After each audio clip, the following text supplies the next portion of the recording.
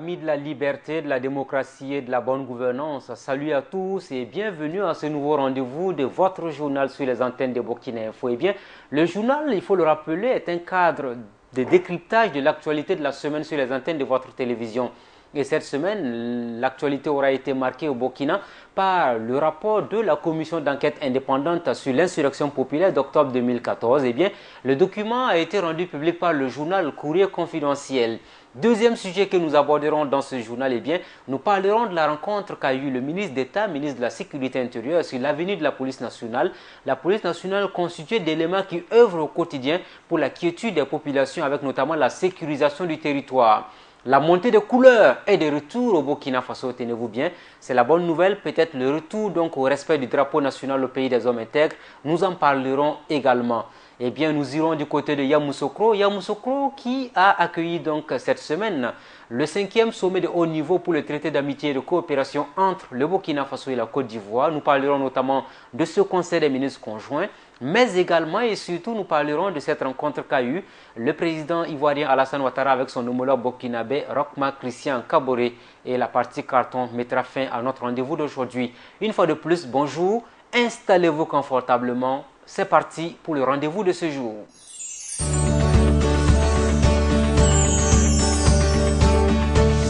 Mesdames et messieurs, fidèles téléspectateurs de Burkina Info, et comme je le disais en introduction, nous allons entamer notre premier dossier d'aujourd'hui. Eh bien, il porte sur la publication du rapport de la commission d'enquête indépendante sur l'insurrection populaire d'octobre 2014, lequel rapport a été rendu public par le journal d'investigation Courrier confidentiel.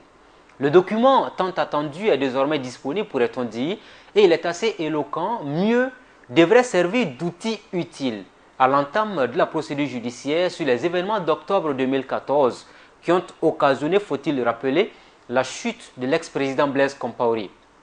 Il est évident que le rapport rendu public par le journal révèle au grand jour certains faits qui avaient retenu l'attention et qui sans doute, sous la transition, étaient peu cités, voire tabous. Le rapport qui se base sur des témoignages de personnes susceptibles de fournir des informations sur les faits incriminés fait ressortir une liste d'individus qui ont été au cœur de la répression de la population burkinabé qui s'est mobilisée comme un seul homme pour l'avènement d'une vraie démocratie au Burkina. Et du rapport de la commission tel que publié par le journal Courrier confidentiel, l'on retient que pour les cas d'homicide, les personnes susceptibles d'être mises en cause eu égard aux éléments de preuve et aux circonstances sont entre autres Blaise Compaoré, qui est ancien président du Faso, chef suprême des armées et ministre de la Défense et des anciens combattants. La deuxième personnalité citée est le général de division Yacouba Isaac Kazida, lieutenant-colonel au moment des faits, qui du reste au passage, il faut le signaler, était chef de corps adjoint et chef des opérations du RSP, le régiment de sécurité présidentielle, sur le terrain le 30 octobre 2014. Le chef de corps du RSP, le 30 octobre 2014, était le colonel-major Bourema Kéré. Et bien lui également, il est cité dans le rapport de la commission d'enquête indépendante. Le capitaine Amidou Kouda, en poste au RSP, qui dirigeait selon le rapport les éléments d'où sont partis les tirs sur l'avenue Pascal Zagré. À ces officiers s'ajoute également une liste de soldats qui étaient pour la plupart en poste au domicile du frère cadet du président, de l'ex-président, pourrait-on dire, François Compaoré. Au-delà de la ville de Ouagadougou, la commission d'enquête indépendante sur l'insurrection populaire d'octobre 2014 a relevé que des personnes ont été victimes de coups et blessures dans les localités notamment de Bobo-Dioulasso, Banfoura, Waïgouya et dans la ville de Koudougou. De l'insurrection populaire d'octobre 2014, voici essentiellement les chiffres rendus publics par la commission d'enquête indépendante. 14 personnes ont été tuées par balle, 8 personnes mortes par suite d'incendies provoqués dans des domiciles privés, 2 personnes ont perdu la vie pendant des actes de pillage, 1 mort suite à une dispersion par les forces de l'ordre et 5 personnes ont été tuées par suite d'une tentative d'évasion au niveau de la maison d'arrêt et de correction de Ouagadougou. 2 morts ont été également enregistrés dont les causes de décès n'ont pu être formellement déterminées. Côté blessés, le rapport de la commission d'enquête indépendante fait ressortir 117 blessés par balle, 19 personnes blessées par suite d'incendies dans les domiciles privés, 19 blessés également enregistrés suite aux actes de pillage et 81 personnes ont été blessées suite aux dispersions effectuées par les forces de l'ordre. 6 personnes également blessées dont les causes précises n'ont pas été mentionnées dans le rapport de la commission d'enquête. La commission d'enquête ne s'est pas limitée essentiellement à ces différentes révélations qui ont un lien avec les morts et les blessés, mais a formulé également à l'endroit des autorités burkinabées des recommandations. Les cas pour lesquels des personnes ont été identifiées comme susceptibles d'être mises en cause doivent être transmis aux juridictions compétentes afin que justice soit rendue. L'État doit veiller à doter les juridictions compétentes de moyens conséquents pour le traitement diligent et dans les meilleurs délais de ces différents dossiers. Les cas pour lesquels il est manifestement difficile, voire impossible d'identifier les personnes responsables, il est nécessaire pour l'État d'instituer un mécanisme de réparation eu égard aux circonstances qui engagent aujourd'hui sa responsabilité du fait des émeutes ou des attroupements. Il lui sera loisible, le moment venu, d'entreprendre toute action récursoire contre les personnes qui pourraient être ultérieurement identifiées et condamnées si les fautes commises sont des fautes personnelles et non fonctionnelles. Ensuite, par rapport aux recommandations qui ont été formulées, l'État devrait mieux réglementer la responsabilité pénale et administrative des chefs des forces de défense et de sécurité, ainsi que celle des autorités politiques et administratives, notamment dans le cadre du maintien d'ordre. La commission d'enquête indépendante sur l'insurrection populaire d'octobre 2014 de Burkina recommande également que l'État burkinabé assure la totalité de la prise en charge médicale des blessés encore sous traitement et prenne des mesures d'accompagnement en vue de la reconversion professionnelle des victimes invalides du fait de l'insurrection populaire. De toute évidence, mesdames et messieurs fidèles téléspectateurs de Burkina Info, les membres de la commission d'enquête indépendante pourront nous dire sans doute, après la publication des résultats de leur travail, renvoient désormais la balle dans le camp de la justice burkinabé. La justice burkinabé, au cœur de toutes les attentions, a une obligation de rachat vis-à-vis du peuple. La justice, qui demeure un maillon essentiel de la bonne gouvernance, doit donner l'exemple. Et cet exemple, à notre humble avis, n'est rien d'autre que la lumière sur les crimes économiques et les crimes de sang au Burkina. Dans un pays où l'état de droit est consacré, on ne devrait plus être là aujourd'hui à spéculer sur des meurtres et des détournements de deniers publics sans jugement. C'est une triste réalité pour le Burkina Faso, petit pays aux ressources limitées, mais des magistrats qui ont travaillé à pérenniser la corruption et la malgouvernance qui se retrouvent toujours aux affaires pour certains. Nous pouvons le dire sans trop de doute, tous les acteurs de la justice burkinabé ne sont pas forcément corrompus, nous en convenons, mais il est important que ce combat pour une justice indépendante, libre, se mène également au niveau des principaux acteurs afin de débarrasser cette institution noble de toutes les brebis galeuses qui ternissent son image. La suite à présent.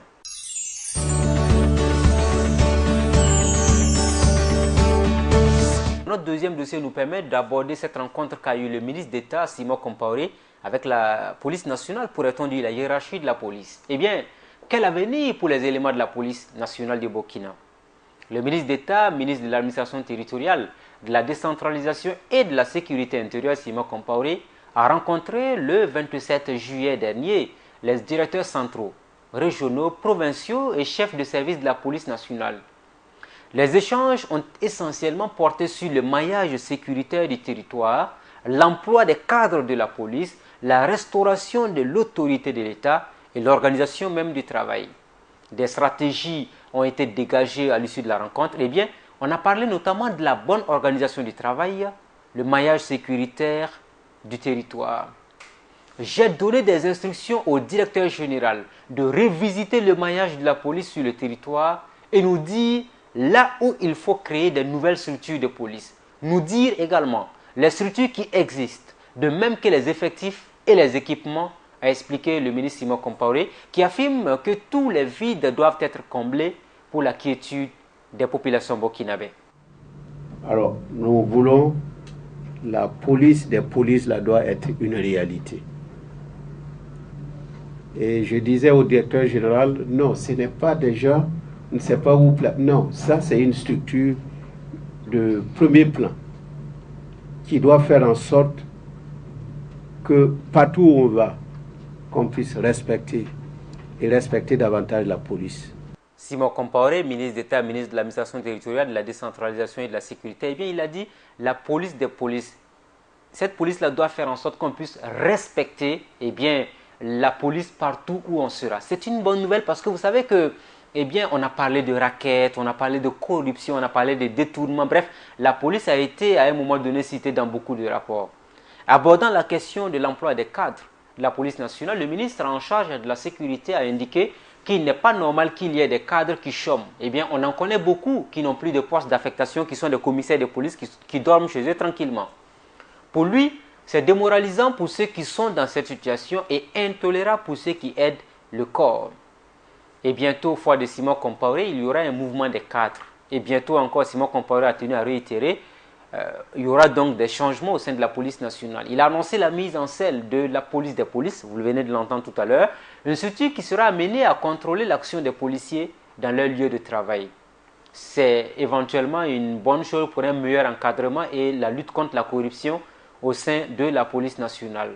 Sur la question de la restauration de l'autorité de l'État, le ministre est revenu et a invité les cadres de la police de retour dans leurs postes respectifs à redoubler d'ardeur dans la lutte contre l'incivisme. L'incivisme qui, faut-il le rappeler, est un combat commun que nous devons tous mener. Il a même souhaité par ailleurs que les uns et les autres revoient les programmations des contrôles sur les axes routiers, les contrôles qui doivent être désormais permanents pour permettre de rassurer les populations burkinabées. La rencontre qu'a eu le ministre Simon Compaoré, nous osons croire, devrait déboucher sur la prise effectivement de ces mesures dans les meilleurs délais, notamment au profit des éléments de la police nationale. Les discours peuvent remonter le moral des éléments sur le terrain, mais les moyens techniques sont davantage plus indispensables que les paroles. À discuter avec les éléments à la base, notamment ceux qui font véritablement le travail sur le terrain au niveau de la police nationale, les mêmes difficultés reviennent à tout moment. Les éléments sont sur le terrain et ils ont besoin de matériel adéquat pour être plus opérationnels. Et quand nous parlons de matériel, il s'agit notamment de gilets de protection de qualité, de matériel roulant en bon état et des armes sophistiquées pour faire face à d'éventuelles attaques. En somme, nous devons tous autant que nous sommes faire des questions sécuritaires l'une des préoccupations majeures de notre quotidien, car il n'y a pas de développement dans un pays si la question sécuritaire n'est pas définitivement réglée. Le message, nous l'espérons, est bien entendu. La suite, c'est maintenant.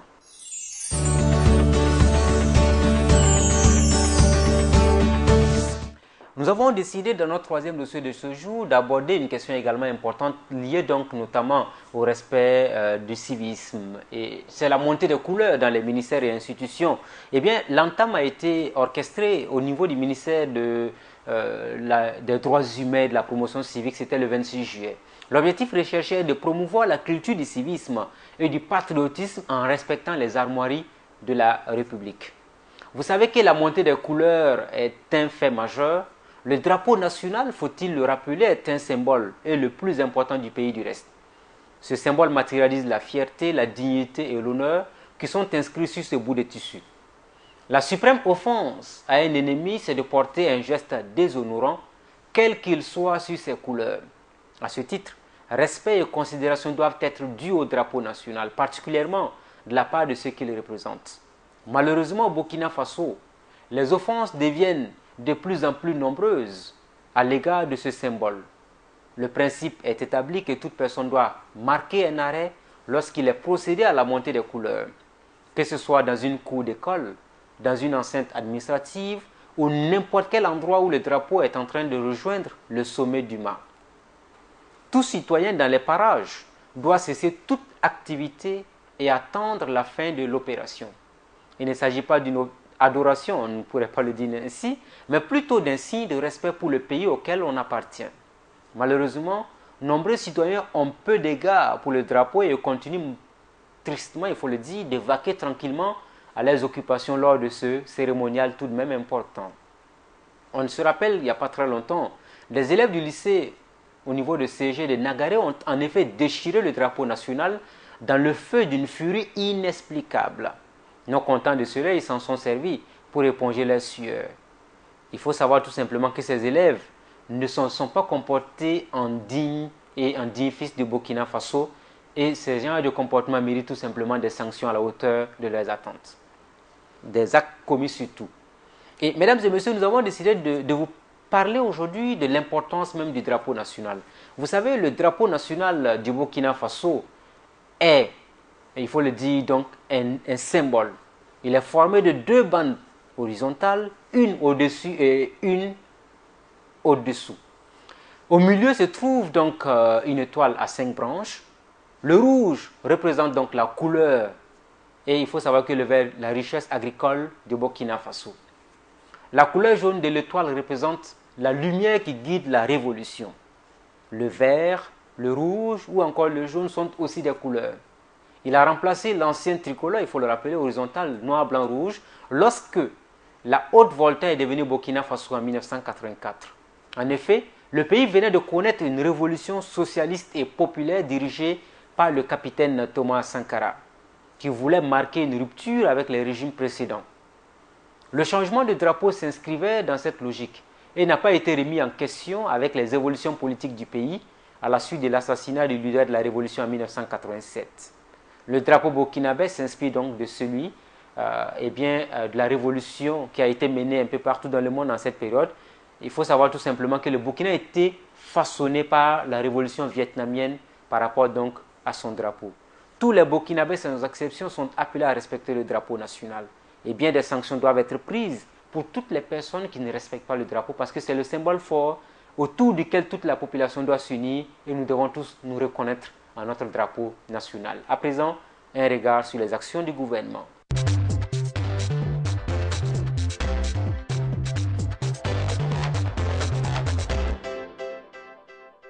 Eh bien, mesdames et messieurs, fidèles téléspectateurs Burkina Info, certains diront certainement qu'il n'y a pas eu de conseil des ministres cette semaine. Eh bien, nous vous dirons, il y a eu conseil des ministres, mais ce n'était pas à Ouagadougou. Le conseil des ministres est tenu du côté de la Côte d'Ivoire. Vous savez que les travaux du 5e sommet du traité d'amitié et de coopération TAC 5 entre la Côte d'Ivoire et le Burkina Faso, eh bien, ces travaux se sont tenus donc à Yamoussoukro. Yamoussoukro qui est la capitale politique et administrative de la Côte d'Ivoire. Ces travaux ont permis aux deux pays de raffermir davantage les relations de coopération et d'aplanir surtout les divergences autour des questions qui fâchent actuellement. Je suis là depuis, ça fait une dizaine d'années, je suis là. Je suis entraîneur de football. Donc je crois que le Burkina, pour nous, comme on dirait l'autre, c'est entre la dent et la langue. Donc je me sens très à l'aise ici. Je pense que depuis que je suis là, je n'ai jamais eu un de problème. Moi, j'ai jamais dit qu'il y était un problème, donc je me sens chez moi. Donc je pense qu'entre la Côte d'Ivoire et le Burkina, il n'y aura jamais rien. Il va y avoir des trucs, n'importe comment, mais nous restons tous des frères. Qu'on le veuille ou pas, nous allons rester toujours ensemble. La coopération elle reste toujours, elle demeure. En tout cas, ça fait 8 ans que je suis au Burkina Faso. Je n'ai jamais eu de problème avec quelconque Burkinabé ici. Les frères sont là, ils peuvent en témoigner. C'est la famille quoi. Toujours la famille, donc je ne vois pas vraiment où est-ce qu'il y a lieu de vouloir tirer ce qui est tirer long ce qui est court, voilà. C'est quoi? On est ici quand même, on est chez nous, hein. Nous on est chez nous. Ben voilà, donc des Ivoiriens qui sont au Burkina, qui sont chez eux tout simplement. Eh bien, il faut le dire que de façon globale, et ce n'est du reste pas une première, des difficultés peuvent exister entre les deux pays, le Burkina Faso et la Côte d'Ivoire, mais jamais de rupture extrême. Le Conseil des ministres conjoints qui vient de se tenir matérialise sans doute la reprise au plus haut sommet des relations entre les deux pays après l'accueil de l'encombrant Blaise Compaoré par les autorités ivoiriennes et l'implication présumée de Guillaume Soro, président de l'Assemblée nationale de Côte d'Ivoire au putsch manqué de septembre 2015 au Burkina. Quelles que soient les difficultés, jamais les Burkinabés n'ont cessé de se rendre en Côte d'Ivoire, tout comme les Ivoiriens d'emprunter le chemin inverse. Si les deux peuples partagent en commun les mêmes valeurs d'intégration, d'intégrité et de fraternité, il est évident que la politique, ou le politique même dans ce cas de figure ne représente qu'un instrument que l'on peut mettre du reste à profit pour parfaire l'existant. Vivement donc des relations sincères, car le politique peut nuire, mais le social entre Burkinabés et Ivoiriens atteint de nos jours un niveau de maturité qui va au-delà des individus. Et cet état de fait, mesdames et messieurs, fidèles téléspectateurs de Burkina Info, à n'en pas douter, fait le charme des relations de coopération entre la Côte d'Ivoire et le Burkina Faso. Direction Kosiam, le palais présidentiel du Burkina. C'est pour nous on a c'est rien Kabasogo ça warogo la marianga ça pour Samsung. Mesdames et messieurs, bonjour. Kosiam de cette semaine nous amène toujours en Côte d'Ivoire. Vous savez que le président du Faso, Roch Marc Christian Kaboré, s'est rendu pour la première fois donc du côté de Yamoussoukro. Eh bien, entre la Côte d'Ivoire et le Burkina Faso, il y a quand même un certain nombre de similitudes. Je ne vais pas parler de climat. Eh bien, mais tout de même, un fait majeur, nous avons deux économistes à la tête des deux pays, avec des perspectives de développement à travers des projets et programmes concrets au profit des peuples. Loin des rencontres classiques, le traité d'amitié entre la Côte d'Ivoire et le Burkina Faso doit servir véritablement de cadre d'épanouissement avec donc les présidents Alassane Ouattara et Roch Marc Christian Kaboré. Plusieurs accords de coopération entre les deux pays ont été déjà paraphés, avec sans doute pour finalité le renforcement des liens de coopération entre les deux pays. Il est à noter que les deux chefs d'État se sont vus à plusieurs reprises avant le sommet de Yamoussoukro. Et toutes les sorties millimétrées à la limite ont toujours mis en avant le parfait amour entre les deux pays. Morceau choisi. Une occasion pour les chefs d'État de se rencontrer et d'échanger, je dirais, sur les voies et moyens de consolider les relations d'amitié et de fraternité qui existent entre la Côte d'Ivoire et le Burkina Faso.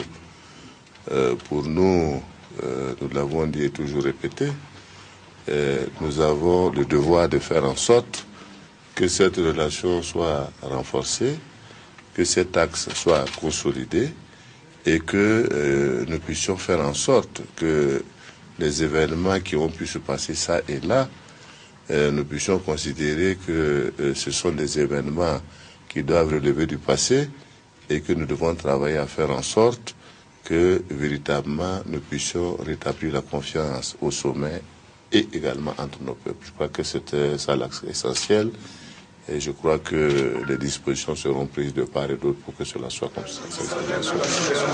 Mesdames et messieurs, nous reviendrons sans doute dans les semaines à venir donc sur la quintessence même de ce 5e sommet de haut niveau sur le traité d'amitié et de coopération entre la Côte d'Ivoire et le Burkina.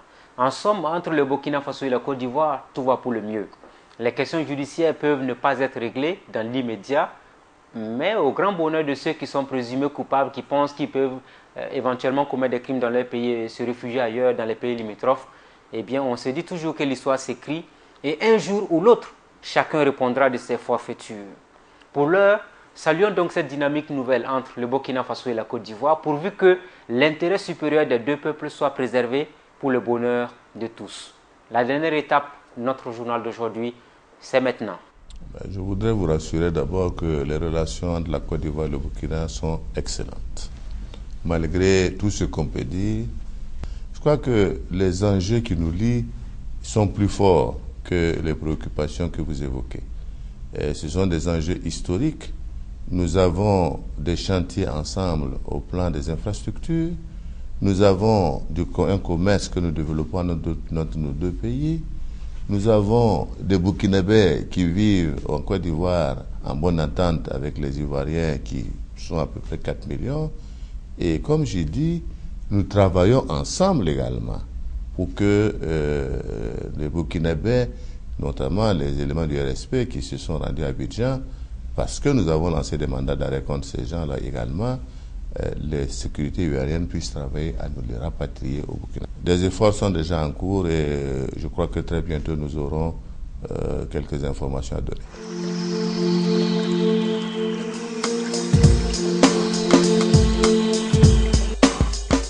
Eh bien, cette semaine, l'actualité, eh bien, nous avons décidé de rendre hommage à un confrère. Il s'appelle Newton Ahmed Barry, qui du reste est le nouveau président de la Commission électorale nationale indépendante.